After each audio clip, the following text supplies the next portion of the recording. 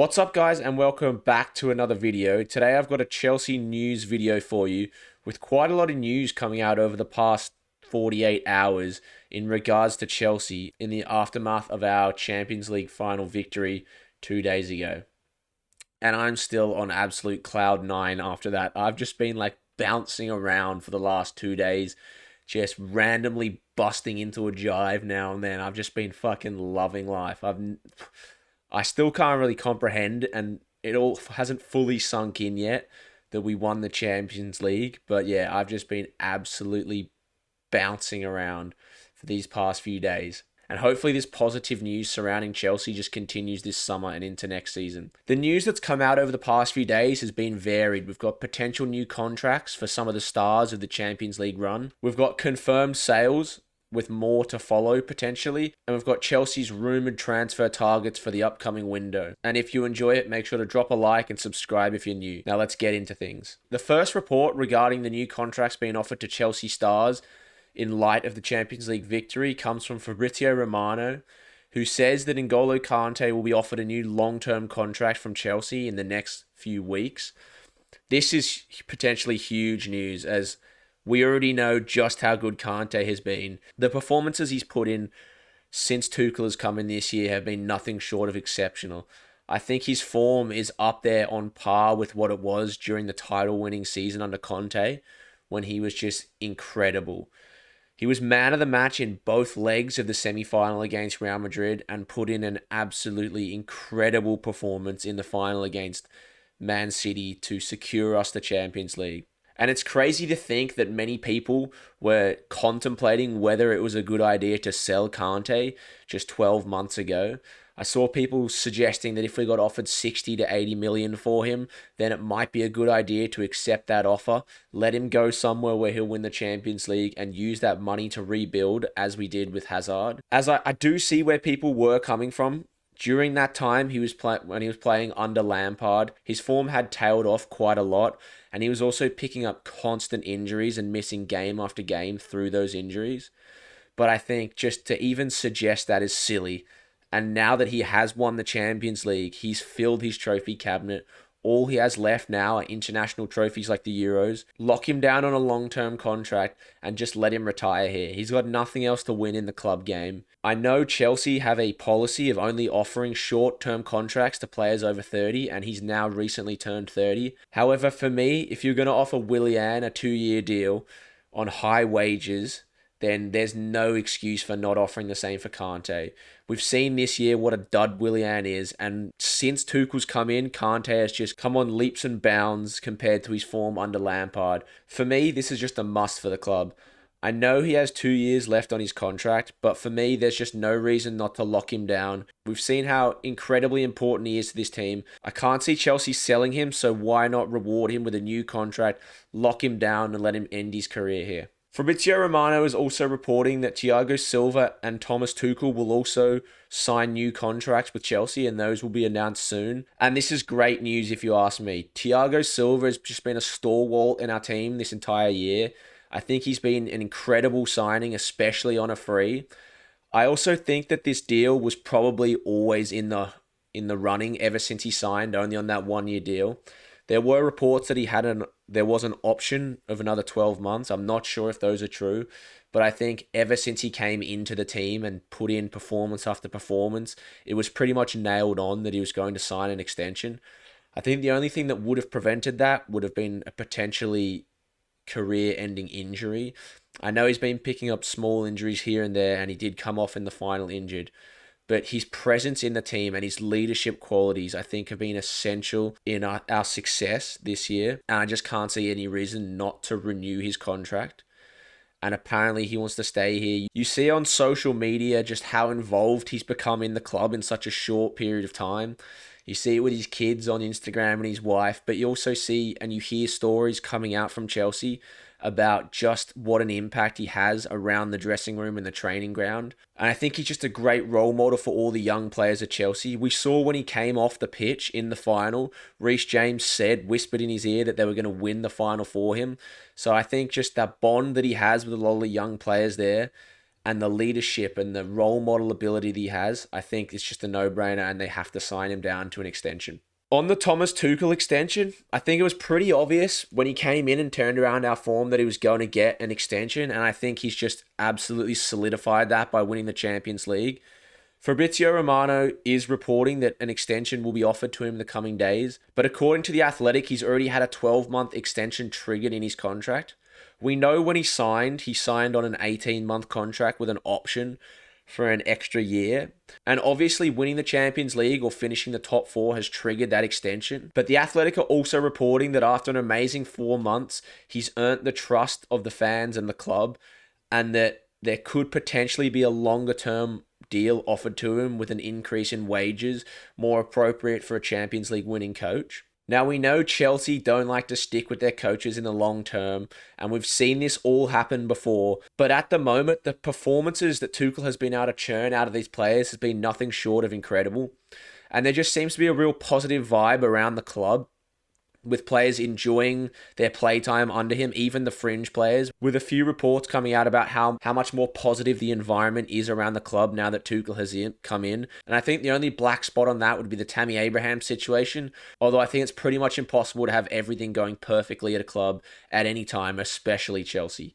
After signing the contract extension, Thomas Tuchel will reportedly be offered £200 million in transfer budget, with him already eyeing up 3 potential options to bring in this summer, following the European Cup triumph over Man City. According to The Telegraph, Thomas Tuchel is reportedly interested in Lukaku, Declan Rice and Adama Traore. Thomas Tuchel did say when asked about new signings that 2 or 3 could be very, very good, and that new players bring in new energy and question old beliefs, and they can challenge everyone in training and matches, and he believes that's a good thing. The first player that The Telegraph are linking to Chelsea is quite a left field one, if you ask me, and that's Adama Traore. I know there was quite a fair bit of interest in him last transfer window from the likes of Liverpool and Barcelona for 70-odd million after he had a decent-ish season, although I think he was slightly overrated that year. I think he only had 4 goals and 4 assists. And for me, this year, he's been absolutely rubbish. I think he has 2 goals and 3 assists, which is the same as Hudson-Odoi in 14 less games and Hakim Ziyech in 14 less games again. He's 5 years older than Hudson-Odoi, and he's rumoured to be coming in to play right wing back, of which he's not played there once this season since Wolves signed Nelson Semedo. And I can't see this one happening personally. I think there's 0 chance Chelsea would sell Hudson-Odoi in order to sign Adama Traore. I think he offers nothing that Hudson-Odoi offers. He might be slightly faster and obviously a lot stronger, but his end product is significantly worse. I don't know if I've seen such a player with such superior pace and dribbling ability have such diabolical finishing and passing. His shooting is absolutely rubbish, as is his final third delivery, and I just don't see any upside in pursuing him as a transfer target as opposed to just continuing with Hudson-Odoi and allowing him to develop. And I'm sure Wolves would ask for an extortionate price, as it was quoted last year that they wanted £70 million to acquire his services. And for me, that is just absolutely ridiculous, as I personally do not rate him as a player very highly. I think he's an average Premier League winger. He's not bad, but he's also not great. And we definitely have far superior options at the club who can play on the right in Ziyech and Hudson-Odoi. The next player being linked is not new to any of us. It's a player who's been linked to Chelsea constantly for the past 18 months or so, and that's Declan Rice. We know he was heavily linked under Lampard, and it appeared those links had disappeared once Lampard was sacked, as it was believed that the club didn't have the same desire to sign him back as Lampard did himself. Now, I would definitely take Declan Rice back at the club, and I'm sure Tuchel would love to have him added to the ranks. But for me, I don't know if I can see this one happening now that West Ham have qualified for Europe. We already struggled to sign him last year despite them finishing 1 place off relegation, and they were asking for 60-odd mil, which was way above the price we were willing to pay. And I think this year his reputation has increased and his price tag will have increased as well, and West Ham now have no need to sell. So they could ask for extortionate prices. I think they're going to ask in the range of 80 to 100 million And I just don't see Chelsea breaking the bank to sign back Declan Rice, who they let go when he was 14. Despite the fact he's performed excellently this year, and he would make a great addition to the squad. The third player being linked is also another ex-player, and that's Romelu Lukaku. We all know Chelsea's striker struggles this year, and the search for a striker has begun now that the window's opened. However, it did look like a move for Lukaku was going to be extremely unlikely, with him not wanting to move because he enjoyed playing under Conte so much, and Inter Milan having no desire to sell. Reports have recently come out over the past few days, though, since the sacking of Conte, that Inter are struggling financially and will look to sell a few of their stars this year to cope. But contradicting reports have come out from Belgium over the past few hours, saying that Inter have no plans to sell Lukaku this window. I think a move for Lukaku is probably the most realistic striker signing. I think there's no realistic chance of Spurs selling Harry Kane to Chelsea this year, and I can't see him pushing for that move. I think he's probably more likely to go to a United or a City. And a move for Haaland seems to be off the table now that they've somehow miraculously recovered and qualified for the Champions League next year. They seem to have accepted that they're going to have to sell one of their stars this year, but that's going to be Jadon Sancho and not Erling Haaland. And it also seems, once again, that Erling Haaland is not going to push for a move this year, and he's going to wait till next year, where he'll definitely have more suitors, with that price tag coming down to the 60 million buyout clause that's written in his contract. I think Lukaku would be an incredible signing, and I think he could definitely fix the striker issues that we have at the club. It would be nice to finally have someone who can actually finish playing striker. Since he's left United, he's been incredible for Inter Milan. The partnership he struck up with Lautaro Martinez has been incredible. And I potentially think he could strike a similar partnership with Timo Werner, with them offering a nice combination of skill sets. Lukaku's extremely good at holding up the ball, and I think he could play a similar role to that Poulsen did at RB Leipzig, and he could really help in getting the best out of Timo Werner, as well as adding a bunch of goals himself. Now, moving on from potential signings to potential departures this summer and Chelsea's first summer exit. Fabrizio Romano and Nazar Kinsella are both reporting that Fikayo Tomori is on the verge of joining AC Milan on a permanent transfer after his 6-month loan deal. Nazar Kinsella said that there's been negotiations between the club to allow Milan to spread or reduce the payment for the $26 million option to buy on the loan, and he's just awaiting word on how they've done it, but he should be a Milan player permanently soon. This news will be extremely disappointing to a lot of Chelsea fans who were very excited when Tomori broke through into the first team under Lampard. When he first broke through under Lampard, he put in a few amazing performances.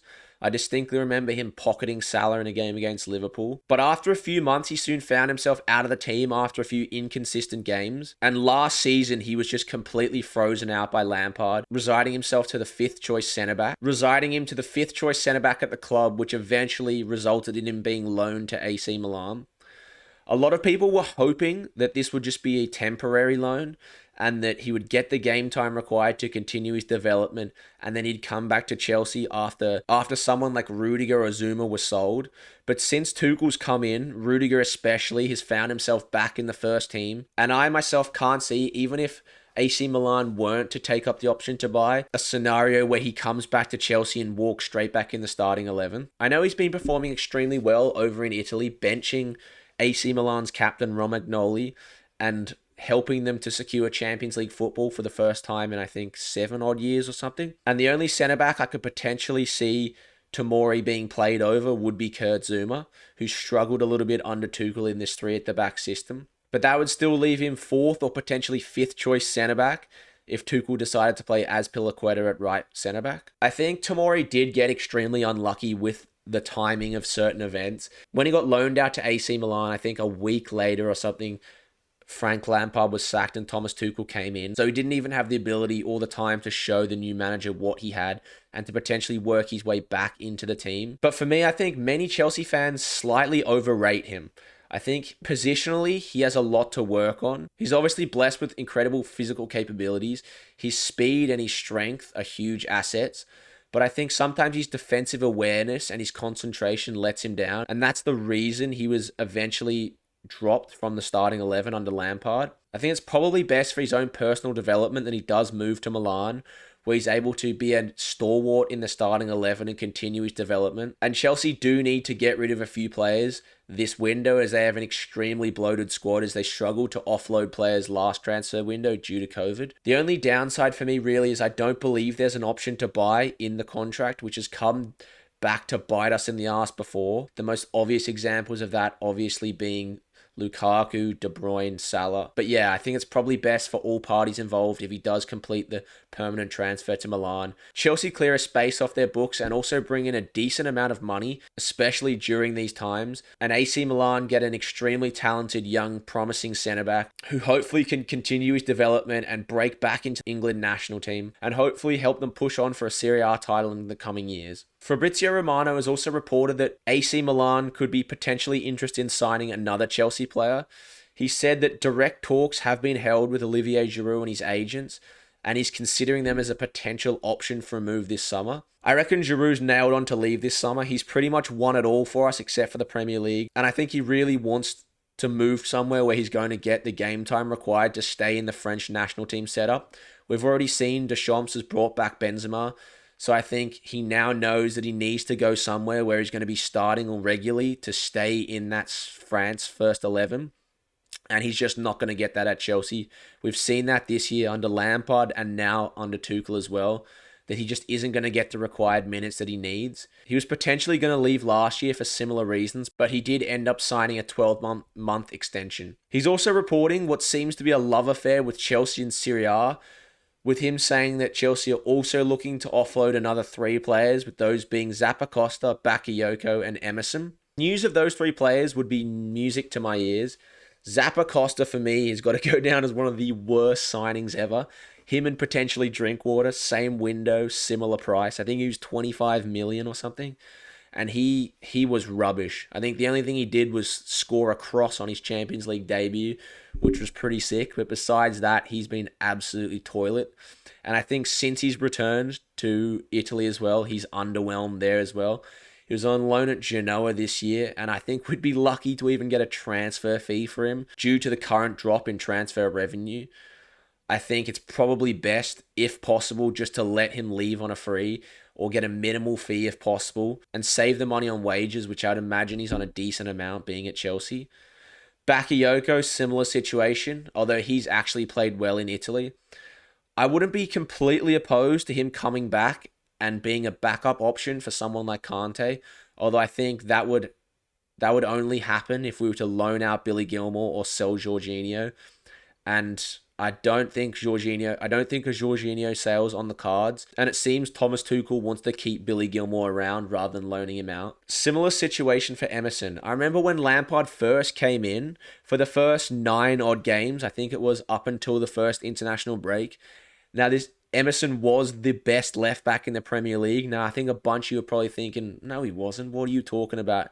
But trust me, for the first 9 games of that season, he was actually incredible. I don't know where it's come from, because since then and before then, he showed nothing to suggest that he was the £30 million player that we thought he was when we signed him. But for those 9 games, he was absolutely incredible until he went on international break and got injured. And then he came back and he was the same old Emerson as before, and he eventually fell out of the team, and Marcos Alonso retook his place. And since then, he's probably played less than 10 games. He did bag that goal against Atletico Madrid, but I think that and maybe an FA Cup appearance have been his only games that he's played under Tuchel, and I just cannot see that changing. And he actually still has quite a good reputation over in Italy, so I think now is a great time to sell him and try to get 15 to 20 million pounds back. Last year, he was linked with Inter Milan and Juventus, but I don't think either of those teams could afford him back then. Inter this year will struggle to pay that, so hopefully Juventus will cough up 15 odd million pounds for him and we can once again get him off the books and look to reinvest in higher quality players in other places in the squad. I think we're already stacked at left back. Marcos Alonso, Ben Chilwell, Ian Maatsen out on loan. So I think it's probably best just to get him off the books, get the money in, and yeah, look to invest in other places. That's it for all the news in today's video. Quite a big one. Lot coming out in the aftermath of the Champions League final. And if you guys enjoyed the video, make sure to drop a like. Subscribe if you're new to stay up to date with new videos. I'll be dropping another few in the upcoming days. And yeah, thanks for watching.